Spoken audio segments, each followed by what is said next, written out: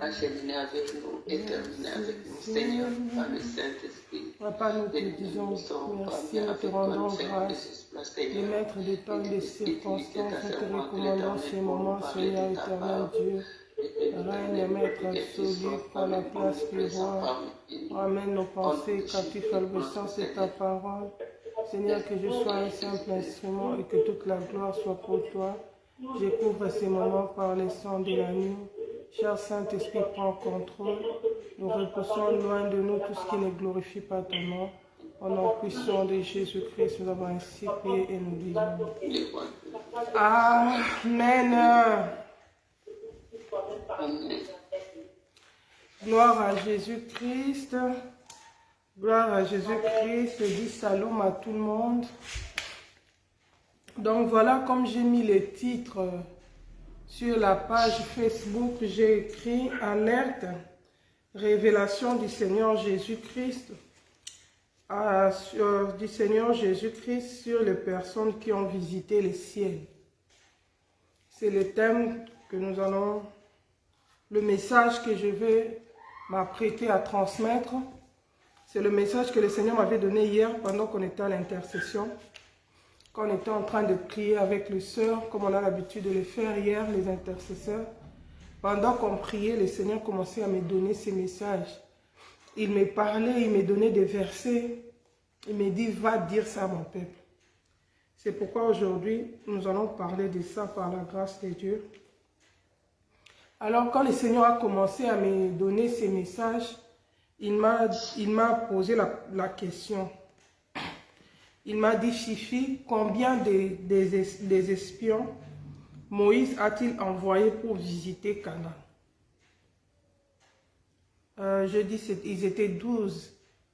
Il a dit, et combien sont entrés à Canaan? Parmi ceux qui avaient visité, il y avait 12 espions parce que le Seigneur avait dit à Moïse d'envoyer une personne par tribu.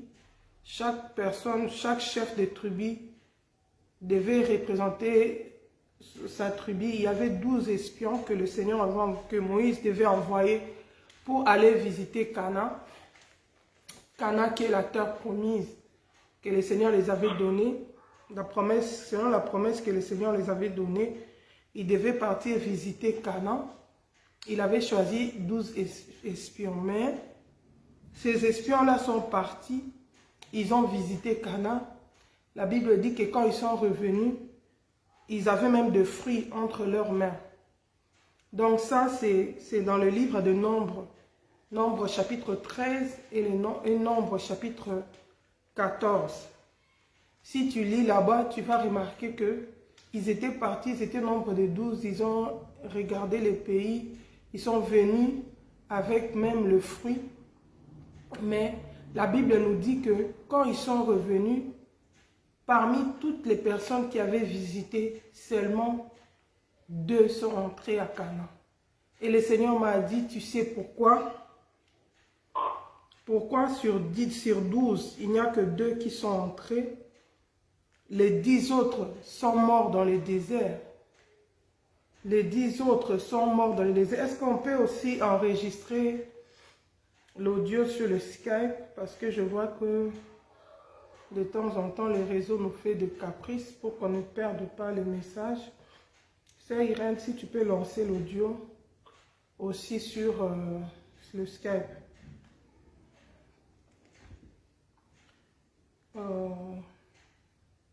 Attendez. Je vais enregistrer. Excusez-moi, enregistrer. Voilà, j'ai démarré l'enregistrement. Donc, le Seigneur m'a posé cette question. Il m'a dit, mais sur les 12 qui sont allés, pourquoi seulement 2 sont entrés? Pourquoi pas tous les 12? Il m'a dit, à cause de l'orgueil.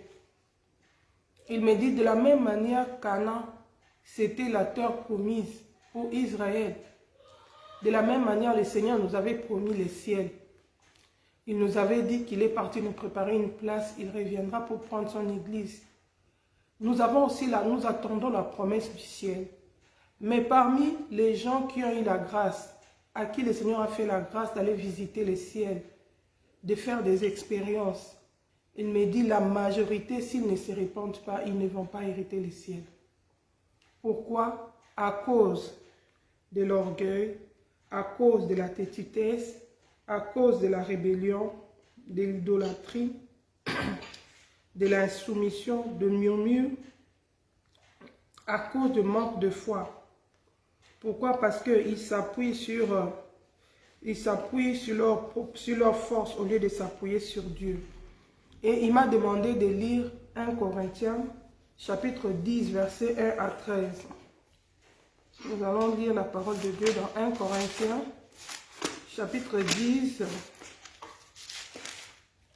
1 Corinthiens, chapitre 10, versets 1 à 13. Je lis au nom de Jésus.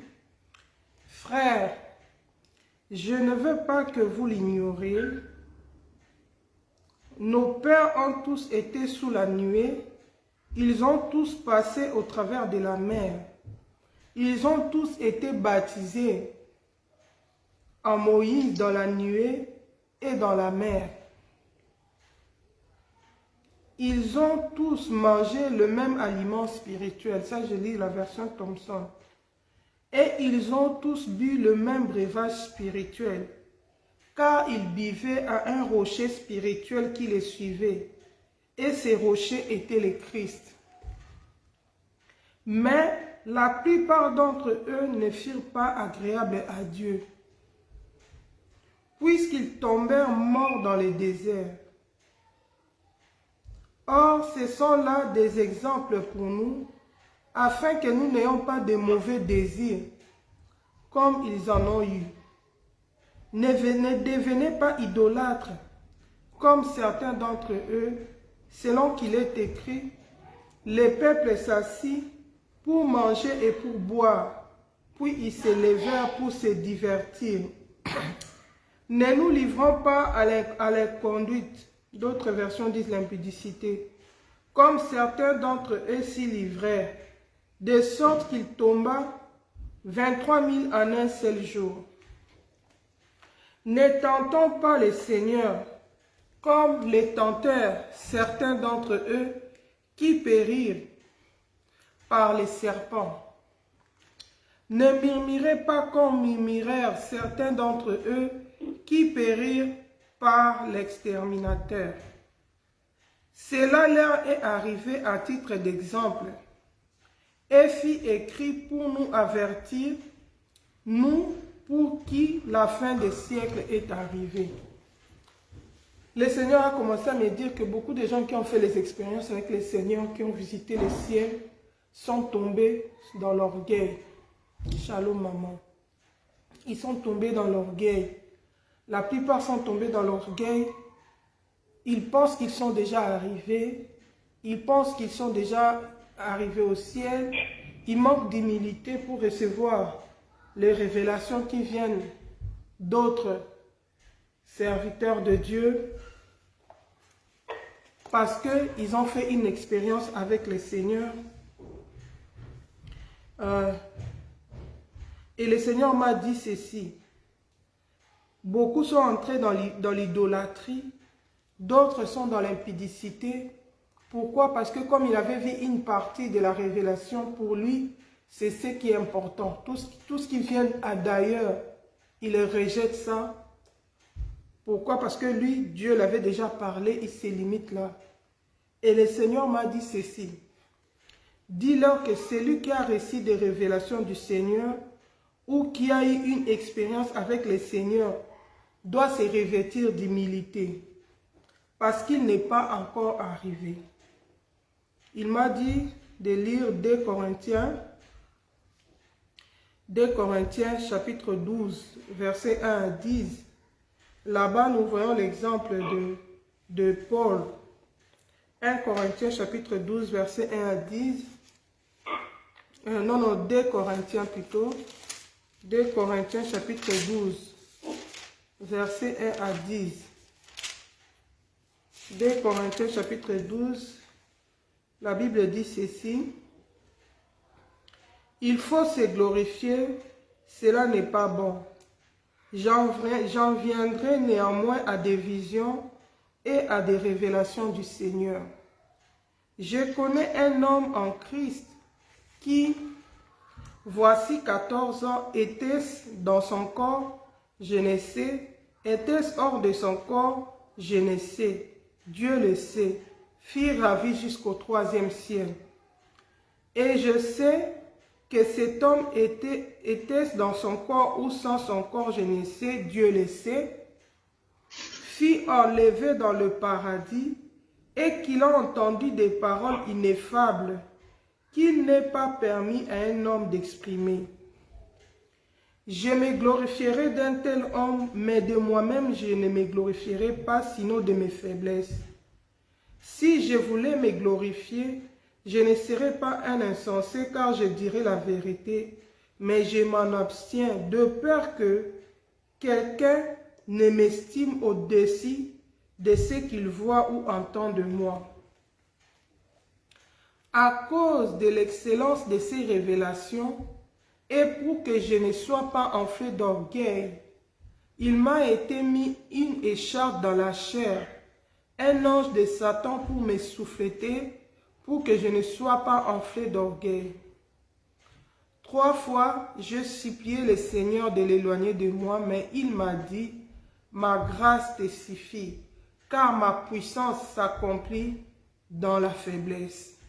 Je me glorifierai donc bien plus volontiers de mes faiblesses, afin que la puissance de Christ repose sur moi. En tout cas, aujourd'hui, je vais beaucoup lire parce que je vais rester fidèle dans ce que le Seigneur m'avait dit, comme j'avais écrit. Il m'a donné l'exemple de Paul. Il m'a dit, Paul avait fait l'expérience. Dieu l'avait enlevé jusqu'au 3e ciel. Dieu l'avait amené visiter le paradis. C'est vrai que d'autres personnes disent que non, les visitations du ciel là, c'est pas vrai. C'est vrai. Parce que Dieu avait fait ça aussi avec Paul. Il avait visité le paradis. La Bible dit qu'il a entendu des choses ineffables. Des choses des paroles ineffables qu'il n'est permis à un homme d'exprimer. Mais dans tout ça, Paul ne voulait pas se glorifier parce qu'il ne voulait pas que les gens puissent tomber dans l'idolâtrie, que les gens puissent avoir une haute opinion de lui, qu'on ne puisse pas les regarder autrement à cause de la grâce qu'il avait reçue du Seigneur. Et la Bible ajoute même que pour que le Seigneur protège la foi de Paul, pour qu'il ne tombe pas dans l'orgueil, Dieu avait mis une écharpe sur sa peau. Pourquoi? Pour qu'il ne tombe pas dans l'orgueil. Parce que nous savons tous que la Bible dit que le Dieu résiste aux orgueilleux. Même si tu as fait une expérience avec le Seigneur, si tu deviens orgueilleux, tu vas rater le ciel à cause de l'orgueil. Parce qu'aucun orgueilleux n'héritera le royaume de cieux. La Bible dit, le Seigneur m'a dit, beaucoup deviennent orgueilleux. Ils pensent être déjà arrivés. Ils manquent d'humilité pour recevoir les révélations qui viennent des autres. Pourtant, il m'a donné le verset de 1 Corinthiens, chapitre 13, versets 8 à 9. 1 Corinthiens 13, versets 8 à 9, la Bible dit, « La charité ne périt jamais, les prophéties prendront fin, les langues cesseront, la connaissance disparaîtra, car nous connaissons en partie et nous prophétisons en partie. » Beaucoup de gens qui ont fait des expériences avec le Seigneur les a révélés des choses, ils deviennent orgueilleux, ils pensent que le Seigneur ne peut parler qu'au travers d'eux. Ils manquent d'humilité pour recevoir les révélations qui viennent d'autres personnes. Ils les rejettent facilement, d'autres deviennent têtus, ils se perdent. Pourquoi? Parce que le Seigneur me parle, le Seigneur m'a donné la révélation, le Seigneur me parle directement. Le Seigneur Jésus m'a dit, va leur dire que nous prophétisons en partie, que vous prophétisez en partie. Vous connaissez en partie. Nous ne connaissons pas la totalité, mais nous connaissons la partie que le Seigneur là, nous a fait grâce de connaître. Nous prophétisons en partie selon la mesure de la grâce qu'il nous a communiquée. Alors Dieu attend de nous l'humilité. Dieu attend de nous l'humilité, que nous ne puissions pas entrer dans l'orgueil. Il m'a dit, toutes les personnes qui sont parties dans l'orgueil, puisqu'ils ont reçu une révélation, ils ont obtenu la grâce, une grâce de la part du Seigneur de faire une expérience, de visiter le ciel. Si cette personne-là ne se répand pas, ils n'entreront pas dans le ciel. De la même manière, il a tué les 10 autres espions. Ils sont tous morts dans le désert. De la même manière, la plupart des gens qui ont fait des expériences avec le Seigneur risquent de manquer le ciel à cause de quoi? De l'orgueil. À cause de quoi? De manque d'humilité. À cause de quoi? De l'idolâtrie. À cause de quoi? De l'impudicité. Beaucoup vont dans l'impudicité sous prétexte que Dieu leur parle. Ils refusent de se repentir. Il a continué, il a dit, ils ne veulent plus écouter personne parce que eux, Dieu leur parle. Il s'appuie sur le verset qui dit, il a dit beaucoup de gens qui rejettent les prophéties, qui viennent d'autres personnes. Il s'appuie sur le verset de Galates, Galates chapitre 1, verset 15 à 17. Galates chapitre 1, verset 15 à 17. Ça, c'est Paul qui dit, je vais lire ça. Galates chapitre 1, verset 15 à 17, pour dire tout ce qu'on m'avait dit, comme on m'avait demandé de lire ces versets, versets 15 à 17, la Bible dit ceci. Je vais commencer au verset 13, la Bible dit ceci. Vous avez en effet entendu parler de ma conduite autrefois dans le judaïsme. J'ai persécuté à l'outrance l'église de Dieu et j'ai ravagé dans le judaïsme. J'ai surpassé beaucoup de ceux de mon âge et de ma race, car j'avais un zèle excessif pour les traditions de mes pères. Verset 15. Mais quand celui qui m'avait mis à part dès le sein de ma mère et qui m'a appelé par sa grâce a trouvé bon de révéler à moi son Fils, pour que je l'annonce parmi les païens, aussitôt je n'ai consulté ni la chair ni le sang. Et je ne suis pas monté à Jérusalem vers ceux qui furent apôtres avant moi, mais j'ai parti pour l'Arabie, puis je revins encore à Damas. Le Seigneur a dit que beaucoup de gens qui ont fait des expériences avec le Seigneur, qui deviennent orgueilleux, qui vont dans la rébellion, beaucoup, ils abandonnent les églises. Ils ne veulent plus qu'on leur dirige. Ils ne veulent plus être soumis à l'autorité de l'église. Ils veulent faire tout librement. Ils s'appuient sur ces versets ici que je n'ai consulté ni la chair ni le sang.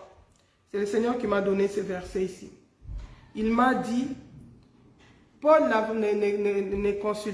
dit qu'il n'avait consulté ni la chair ni le sang, mais dis-leur que Paul était resté dans l'église d'Antioche jusqu'à ce qu'on le mette à part pour la mission que je l'avais confiée. Cela se trouve dans Actes 13, versets 1 à 3. Actes 13, versets 1 à 3.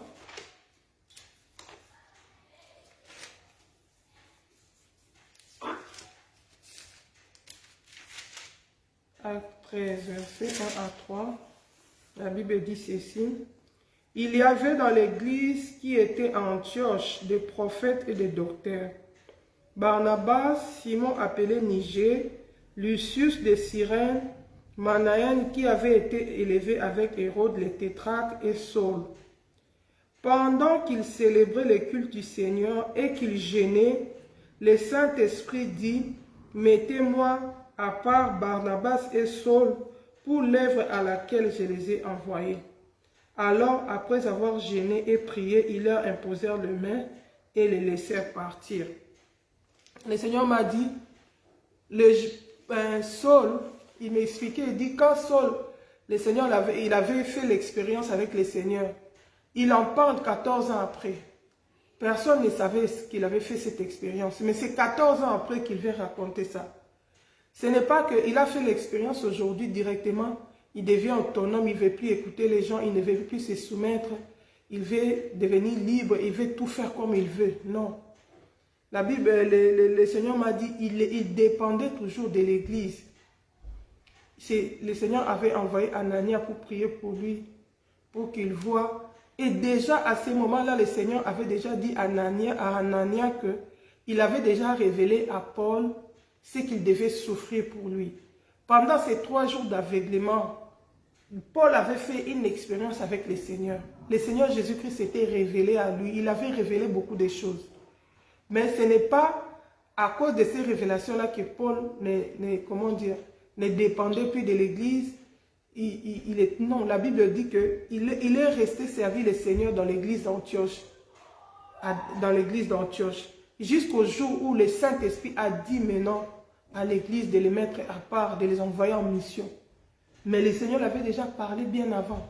Et plus tard, quand il y a eu le Seigneur m'a dit, et quand il y a eu des divergences par rapport à la compréhension du salut, ils sont montés à Jérusalem auprès des apôtres. Dans la conférence de Jérusalem, ça c'est dans Acte 15, parce que je ne sais pas tout lire pour gagner le temps. C'était à cause de quoi? Il y avait des divergences d'opinion sur la compréhension du salut. Les Juifs disaient que même si on reçoit Jésus-Christ, on doit toujours judaïser pour être sauvé. Mais Paul, quand le Seigneur Jésus-Christ s'était révélé à lui, il lui avait dit que le salut ne dépendait plus du judaïsme, que la foi en Jésus-Christ était suffisant pour le salut. Mais pour qu'il y ait l'ordre dans l'église, ils étaient montés à Jérusalem auprès des apôtres. Je crois que je peux lire le Acte 15 au début seulement. Je vais lire.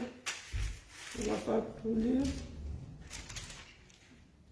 La Bible dit, Acte 15 à partir du verset 1, « Quelques hommes venus de la Judée enseignaient le frère et disaient, « Si vous ne vous faites pas circoncire selon la coutume de Moïse, vous ne pouvez pas être sauvés. » Après un vif débat et une violente discussion que Paul et Barnabas eurent avec eux, l'on décida que Paul et Barnabas et quelques autres de leurs montèrent à Jérusalem vers les apôtres et les anciens à propos de cette question. Donc si tu lis à la maison Acte 15, tu vas voir qu'ils étaient toujours soumis à l'Église. Et même quand ils allaient faire la mission, selon la mission que le Seigneur les avait envoyée, ils venaient toujours donner les rapports. Ils étaient toujours soumis à l'autorité de l'Église. Le Seigneur pleure, pourquoi? Parce que la plupart des gens qui ont reçu des révélations, ils ne sont plus soumis à l'autorité de l'Église, ils s'autoproclament, ils deviennent indépendants, ils sortent dans la rébellion, ils deviennent orgueilleux, ils ne veulent plus écouter ni les conducteurs, ni les autorités de l'Église. Paul s'était déchargé, quand il est allé prêcher Christ, il s'était déchargé de l'autorité des Juifs, parce que les Juifs n'avaient pas la révélation de Christ.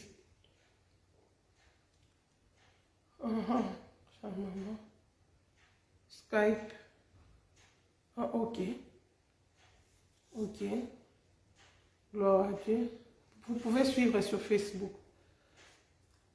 Paul s'était déchargé de l'autorité des pharisiens, des Juifs, parce qu'ils n'avaient pas la révélation de Christ. Mais il avait joint l'Église. Parce qu'avant que Paul ne puisse rencontrer Christ sur le chemin de Damas, c'était un pharisien. Il avait grandi sous les pieds de Gamaliel. C'était un juif. Il était sous la direction des souverains sacrificateurs, sous la direction des sacrificateurs. Et même quand il est venu pour persécuter les chrétiens, c'était toujours avec leur subordination, sous leur autorité. Parce que c'était des sacrificateurs qui lui avaient donné des lettres, l'autorisation d'aller prendre les chrétiens et de les jeter en prison. Quand Christ s'est révélé à lui, il a compris que ce n'était plus le judaïsme, ce n'était plus ça. Il devait se joindre à l'église, aux chrétiens. Il s'était joint à l'église. Mais il n'était pas parti à l'église de Jérusalem, il était à l'église d'Antioche. C'est là qu'ils servaient Dieu dans leur ministère. Le Seigneur dit, beaucoup de ses enfants se rebellent. Beaucoup de ses enfants sortent sous l'autorité de l'église. Ils se rebellent, pourquoi? Parce que Dieu leur a donné des révélations et ils prennent pour justification ces versets. Le Seigneur dit qu'ils interprètent mal ces versets parce que Paul continuer à servir Dieu dans l'église jusqu'au jour où le Seigneur l'avait mis à part. Et le Seigneur a commencé à me dire, Fifi, insiste sur les femmes. Elles sont le plus à se rebeller et veulent utiliser les dons qu'elles ont reçus pour leur intérêt personnel. Comme la fille qui prophétisait par un esprit de python, qui devinait et qui procurait un gain à ses maîtres. Cette histoire se trouve dans le livre des Actes 16, versets 16 à 19. Là-bas, il y avait une fille, une servante qui était possédée d'un esprit de python et qui devinait, qui donnait des révélations, mais ça ne venait pas de Dieu. Parce que les révélations qui ne viennent pas du Seigneur, on appelle ça la divination. Et cette femme faisait il devinait, il faisait la divination et c'était comme un commerce pour ses maîtres. Quand elle disait l'avenir, elle prédisait l'avenir, elle prophétisait sur les gens et ses maîtres, ça procurait de l'argent à ses maîtres.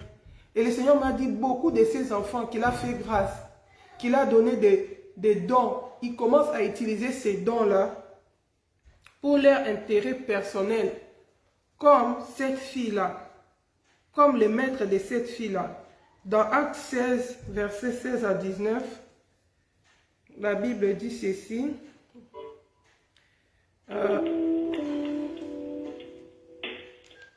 Actes chapitre 16, verset 16 à 19, la Bible dit ceci. Comme nous allions au lieu de prière, une servante qui avait un esprit de python et qui par ses divinations procurait un grand profit à ses maîtres, vint à notre rencontre. Elle s'est mise à nous suivre, Paul et nous, et criait, « Ces hommes sont les serviteurs du Très-Haut, et ils vous annoncent la voie du salut. » Elle fit cela pendant plusieurs jours. Paul, excédé, se retourna et dit à l'esprit, « Je t'ordonne au nom de Jésus-Christ de sortir d'elle. » Et il sortit à l'heure même. Le Seigneur m'a dit, beaucoup d'enfants de Dieu utilisent les dons que le Seigneur les a donnés comme cette fille. Cette fille devinait, elle donnait des prophéties aux gens et ses maîtres se procuraient de l'argent. Ils commencent à utiliser les dons pour un intérêt personnel, pour la gloire personnelle. C'est de l'idolâtrie devant le Seigneur. Le Seigneur m'a dit, dis-leur que les dons ont été donnés pour l'édification du corps du Christ qui est l'Église. Elles doivent rester soumises à l'Église. Tout doit se faire dans l'ordre. M'a donné le verset de Romains chapitre 12, versets 3 à 8. Je vais lire Romains 12, 3 à 8.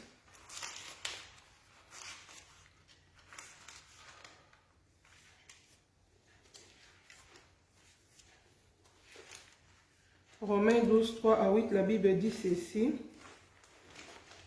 Par la grâce qui m'a été donnée, j'ai dit à chacun d'entre vous de ne pas avoir des prétentions excessives et déraisonnables. Ça, c'est la version Thompson. Dans d'autres, on dit de ne pas avoir une haute opinion de soi-même, parce que je reçois des révélations. Tu commences à avoir une haute opinion de toi-même.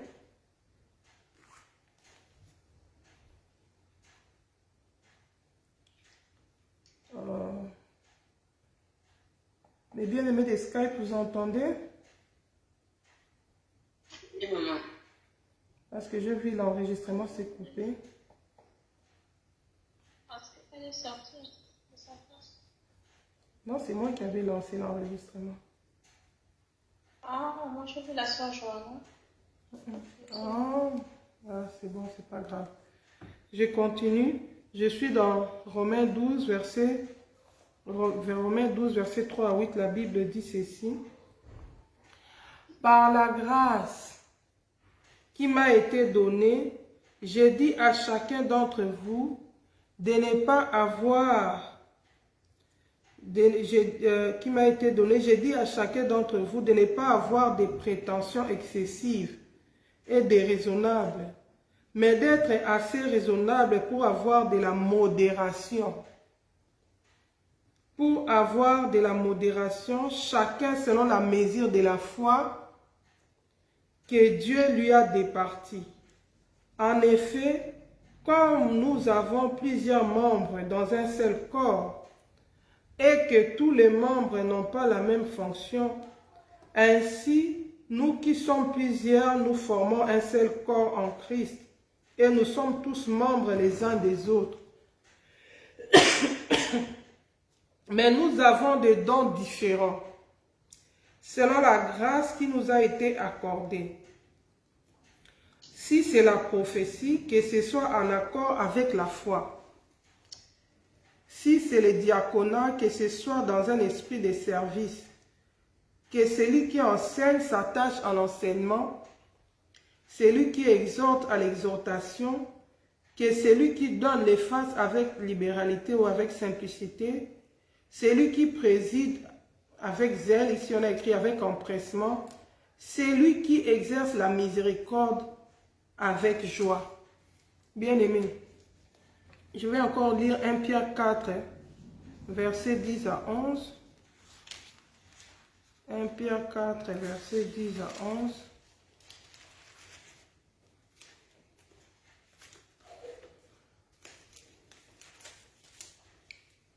Le Seigneur pleure à cause de son Église. À cause de ces enfants qui ont eu la grâce de visiter le ciel, au lieu de se préparer, ils commencent à se perdre et tombent dans le piège de Satan. C'est pourquoi le Seigneur nous donne cet avertissement. 1 Pierre 4, versets 10 à 11, la Bible dit ceci. « Puisque chacun a reçu un don, mettez-les au service des autres, en bon intendant de la grâce si diverse de Dieu. Si quelqu'un parle, que ce soit selon les oracles de Dieu, si quelqu'un sert, que ce soit par la force de Dieu, par la force que Dieu lui accorde, afin qu'en toute chose Dieu soit glorifié par Jésus-Christ, à qui appartiennent la gloire et la puissance au siècle des siècles. Amen. » Et quand le Seigneur me disait, insiste sur les femmes, quand il me disait de cela, le Seigneur m'a rappelé la vision qu'il m'avait donnée quand il m'avait donné le ministère d'encadrement des servantes. Il m'avait montré la vision d'une femme qui était sortie de son église. Cette femme-là, elle était enceinte, elle était à terme. Cette grossesse représentait la grâce de Dieu sur elle, les dons que le Seigneur lui avait donnés. Mais quand elle a reçu le don, elle a développé les ailes amères. Elle ne voulait plus qu'on la dirige, elle ne voulait plus être sous l'autorité de l'église. Elle s'est rébellée, elle voulait voler de ses propres ailes. Quand on a voulu le mettre sous discipline, quand on a voulu la corriger, elle s'est révoltée. Elle est allée dans la rébellion, elle est sortie de l'église et elle s'est retrouvée dans la rue. Et quand elle était dans la rue, elle a fini par se retrouver dans un état de folie. Elle ressemblait à une femme folle, mais elle n'était pas folle. C'était un enfant de Dieu. C'était la conséquence de la rébellion. Le Seigneur m'a dit, beaucoup de sœurs, il dit, insiste sur les femmes. Beaucoup de femmes sont sous la rébellion. Ils sont sous la malédiction. Ils courent à leur perte. Elles courent à leur destruction. Comme l'enfant prodigue, quand il est sorti de la maison de son père, sa vie était détruite. Il avait perdu tout ce qu'il avait. Il s'est retrouvé dans un état de saleté, de la souffrance. Le Seigneur m'a dit, beaucoup de sœurs, beaucoup de femmes, à cause de la rébellion, ils se sont détachés de l'autorité de l'église. Ils se sont retrouvés dans la rue. Ils veulent travailler pour leur propre compte, pour leur propre intérêt, comme cette femme-là, qui travaillait pour le compte de ses maîtres, qui procurait des gains à ses maîtres. Mais Dieu ne les a pas envoyés, Dieu ne les a pas demandé de se détacher de l'autorité de l'église. C'est pourquoi beaucoup courent à leur ruine. Ils rencontrent beaucoup de problèmes, mais à cause de l'orgueil, ils refusent de se repentir et de venir demander pardon à leur conducteur, de revenir sous la direction de l'église. Ici, je parle d'une église qui craint Dieu, d'une église qui prépare l'épouse en enlèvement, la vraie église de Jésus-Christ. Je ne parle pas d'une secte ou d'une fausse église. Paul s'est détaché de l'autorité des Juifs, des pharisiens, parce qu'ils n'étaient pas dans la vérité, parce qu'ils ne comprenaient, ils n'avaient pas la révélation de Christ. Mais il avait joint l'église. Si tu es dans une église où on te prêche le ciel, où on te prépare pour le ciel, tu dois rester. Les dons que le Seigneur te donne, c'est pour que ça contribue à l'avancement de l'œuvre de Dieu. Tu dois les mettre au service de l'église. Dieu veut que tu puisses les servir dans l'obéissance et dans la soumission. Il me dit, il insiste beaucoup sur les femmes. Dis-leur que les dons que je les ai donnés, c'est pour l'édification du corps du Christ. Ce n'est pas pour eux, mais c'est pour l'église. Il m'a dit, dis-leur, donne-leur l'exemple de Déborah. Déborah était prophétesse. Déborah, c'est dans Juge 4, Juge chapitre 4, verset 4 à 9. Il y a l'exemple de Déborah. Il m'a dit, Déborah était une prophétesse. Elle avait reçu la grâce, les dons de la part du Seigneur. Mais elle n'avait pas utilisé cette grâce, ces dons-là, pour prendre de l'autorité chez l'homme. Elle n'a pas utilisé ça pour se détacher de l'autorité. On va lire ça dans Juge 4. Mais elle a mis au service du peuple de Dieu les dons qu'elle avait reçus de la part du Seigneur. Juge 4, c'est le dernier verset que le Seigneur avait donné. On va lire ça. Juge, chapitre 4. J'ai lu au nom de Jésus. Juge 4, 4 à 9. Dans ces temps-là, Déborah, prophétesse, femme de Lapidote, était juge en Israël. Elle siégeait sous les palmiers de Déborah entre Rama et Bethel, dans le mont d'Ephraïm, et les Israélites montaient vers elle pour le jugement.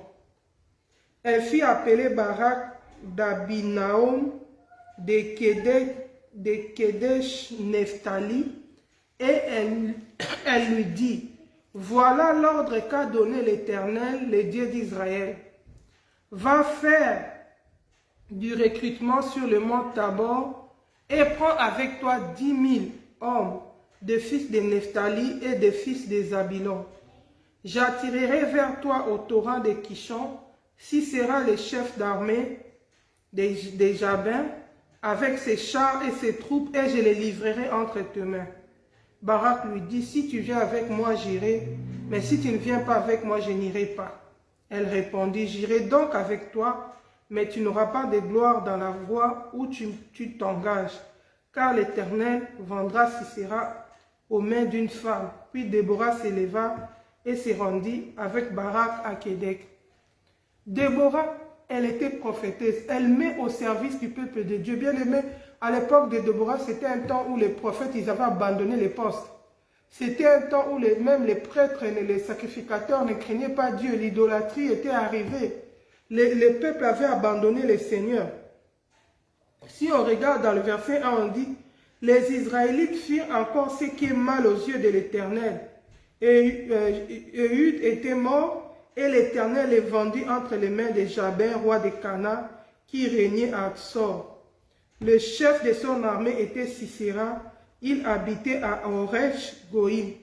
C'était un moment où le peuple avait même abandonné Dieu.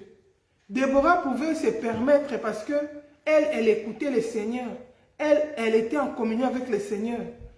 Parce que ces gens-là n'étaient plus, ils avaient abandonné le Seigneur. Mais elle n'a pas utilisé les dons que le Seigneur lui avait donnés, la grâce qu'elle a reçue pour dominer sur les hommes. Elle n'a pas utilisé cette grâce-là pour se détacher de l'autorité de l'Église ou de l'autorité de l'œuvre du peuple de Dieu. Elle a joué son rôle. Elle a mis le don qu'elle a reçu au service du peuple de Dieu. Le Seigneur lui a dit, parle à Barak, dis-lui. Barak, c'était les chefs d'armée. Et l'Éternel, elle fit appeler Barak, fils d'Abinaom, fils de Kedak, Nephtali, et lui dit, voilà l'ordre qu'a donné l'Éternel, le Dieu d'Israël. Elle transmet les messages et s'arrête là. Elle met le don au service de l'Église, au service du corps de Christ. C'est Barak lui-même qui avait peur puisqu'il n'avait pas de communion avec Dieu. Il voulait se rassurer que Dieu soit avec eux. Il a insisté pour que Déborah vienne avec eux. Déborah a dit, comme tu veux que je vienne avec toi, sache que le Seigneur va donner la gloire à une femme. Le Seigneur a permis que ce soit Jaël qui puisse tuer Sisera. Pourquoi? Parce que Barak avait peur d'aller tout seul. Il voulait que Déborah soit là pour se rassurer que Dieu est avec eux. Parce que même en cours de route, quand il devait consulter le Seigneur, Barak s'était adressé à Déborah. Parce qu'il savait que Déborah est prophétesse. Dans ce moment-là, elle est en communion avec le Seigneur lui parle. Ils ont travaillé ensemble pour l'édification du corps du Christ. Le Seigneur pleure pour les gens qui ont eu les expériences, pour les gens qui ont visité le ciel. C'est seulement une grâce qu'ils ont obtenue de la part du Seigneur. Mais beaucoup, au lieu de se préparer et de préparer le peuple de Dieu, eux-mêmes sont tombés dans l'orgueil, eux-mêmes sont tombés dans la tétitesse, eux-mêmes sont tombés dans l'idolâtrie. Plusieurs même sont allés dans l'impudicité. Plusieurs femmes même sont allées dans la rébellion. Ils se sont rébellés, ils ne veulent plus qu'on puisse les diriger. Ils ne veulent plus écouter les hommes. Le Seigneur a montré même les versets qu'ils prennent comme excuse que Paul n'avait pu consulter ni la chair ni les sang. Si tu m'entends ma voix, sache que le Seigneur t'interpelle. Tant que tu vis encore, tu as encore le temps de te repentir, d'arranger ta voix avec le Seigneur. Car le Seigneur dit, si vous ne vous repentez pas, vous risquez de manquer le ciel. Le Seigneur m'a dit, il avait envoyé 12 espions, mais seulement 2 sont entrés. Les 10 autres, le Seigneur les a tués dans le désert, malgré qu'ils avaient déjà vu Canaan, malgré qu'ils avaient déjà mangé même le fruit. Quand ils venaient faire les rapports, ils avaient les fruits. De la même manière, vous avez visité le ciel. Beaucoup de gens n'ont pas visité le ciel. Ils ne savent pas. Il y a des gens qui se sont repentis parce qu'ils ont entendu votre témoignage. Mais vous-même, si vous ne faites pas attention, vous risquez de manquer le ciel.